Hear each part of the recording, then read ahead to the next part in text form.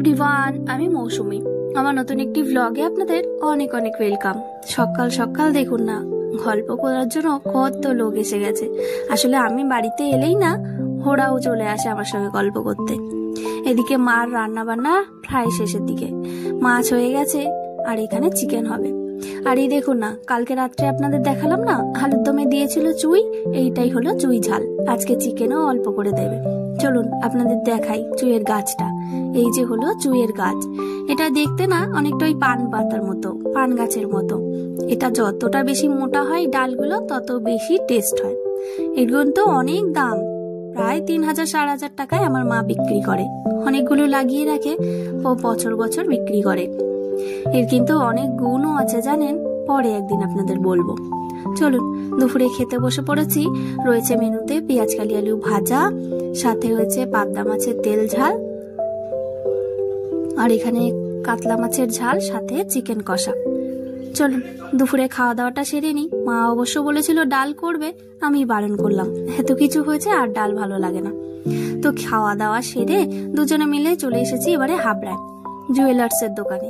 আসলে ওই যে আগের বার এসে যে হারটা বানাতে দিয়ে গেছিলাম ওটাই নেব।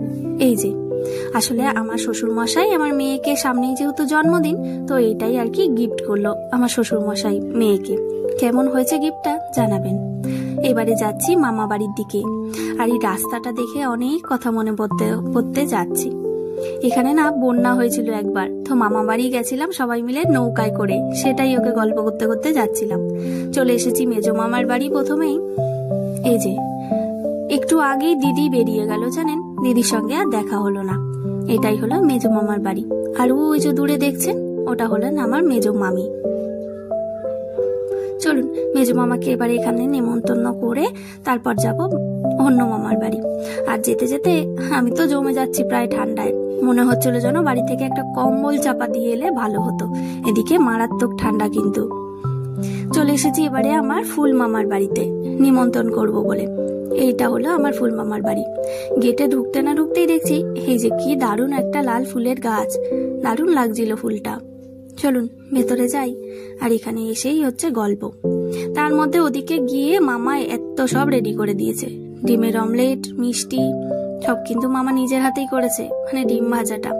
চলুন ওখান থেকে খাওয়া দাওয়া সেরে চলে এসেছি এবারে বড় মামার বাড়িতে, মানে যেখানে আমার দিদা আগে থাকতো। এটা কিন্তু দিনের বেলায় এলে বেশি ভালো বোঝা যেত গ্রামের দৃশ্যটা। চলুন। আর মামি দেখুন না কাণ্ড, একটু শুনতে পেয়েছে যে আমরা আসবো, এদিকে কত কিছু রেডি করে রেখেছে। গরম গরম ভাজছে কড়াইশুটির কচুরি,